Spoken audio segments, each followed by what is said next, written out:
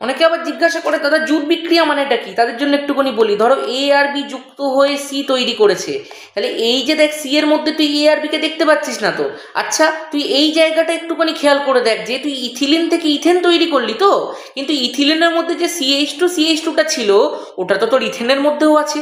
তাহলে তুই কি করেছিস, সিম্পল ডাবল বন্ডটাকে সরিয়ে দিয়েছিস, সেই ডাবল বন্ডের জায়গায় দুটো নতুন সিগমা বন্ডে দুখানা নতুন হাইড্রোজেনকে যুক্ত করে দিয়েছিস।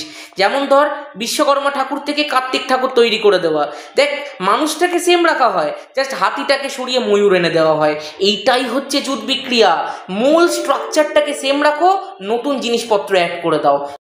প্রত্যেকটা টপিককে একদম কনসেপচুয়ালি শিখতে গেলে কিন্তু আমার জৈব রসায়নের ফুল ভিডিওটাকে চ্যানেল থেকে গিয়ে দেখে নিতে হবে, চ্যানেলটাকে করতে হবে সাবস্ক্রাইব, প্রত্যেকটা চ্যাপ্টারে ওয়ান শট আসবে সেগুলোকে দেখতে হবে।